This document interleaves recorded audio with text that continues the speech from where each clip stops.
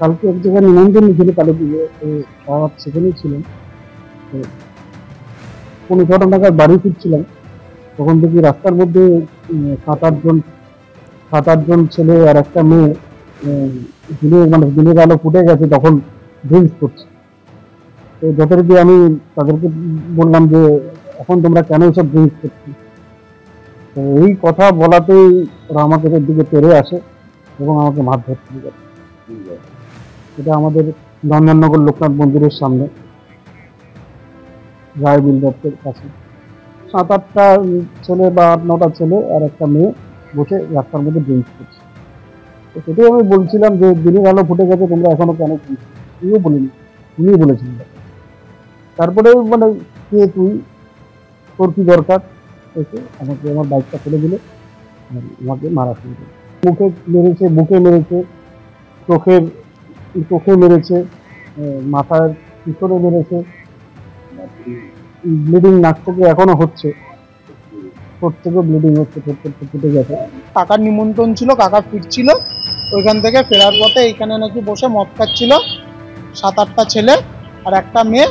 তা কাকা বলেছে যে এখন ভোর হয়ে গেছে, তা এখন তোরা এগুলো বন্ধ কর।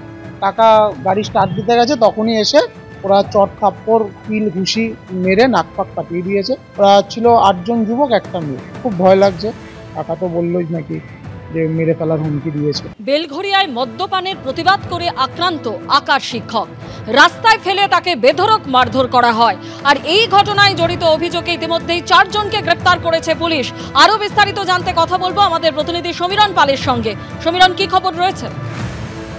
দেখো, সিসিটিভি ফুটেজের সূত্র ধরে বেলঘরিয়া থানার পুলিশ প্রথমে নিমতার থেকে মন্দিরা মুখোপাধ্যায়কে গ্রেপ্তার করে, তারপরে তাকে জিজ্ঞাসাবাদ করে এবং সিসিটিভি ফুটেজ সূত্র ধরে 2 জন নাবালক সহ আরো 3 জনকে গ্রেপ্তার করে। তাদের মধ্যে একজন হচ্ছে পলাশ দাস।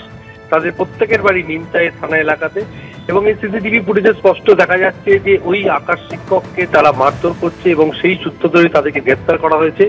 এবং এদের মধ্যে থেকে 2 জনকে আগামীকাল ব্যারাকপুর মহকুমা আদালতে পেশ করা হবে, বাকি 2 জনকে জুভেনাইল আদালতে পেশ করা হবে। এই ঘটনায় যেটা সামনে আসছে যে মন্দিরা মুখোপাধ্যায়কে জিজ্ঞাসাবাদ করে পুলিশ জানতে পারে যে ঘটনার সূত্রপাত আজ সকালবেলা 6টার সময় যখন বাইকে করে এই আকাশ শিক্ষক আসছিলেন, সেই সময় মন্দিরা মুখোপাধ্যায়কে লক্ষ্য করে কটূক্তি করে। তার প্রতিবাদ করতে যায় তার বন্ধুরা, তখনই মারধরের ঘটনা ঘটে। অপরদিকে ওই মন্দিরা মুখোপাধ্যায়ের মা ইতিমধ্যেই পুলিশের দ্বারস্থ হয়েছেন এবং তিনি একটি ভিডিও সামনে এনেছেন। তাতে দেখা যাচ্ছে এবং তিনি দাবিও করছেন যে ওই আকাশ শিক্ষক তার মেয়েকে উদ্দেশ্য করে কটূক্তি করছেন এবং তার বক্তব্য সেই কটূক্তি করার জন্যই তার মেয়ে এবং তার বন্ধুরা মিলে ওই যুবককে মারধর করে এবং এই বিষয়ে তিনি বেলঘরিয়া থানায় অভিযোগ দায়ের করতে এসেছেন।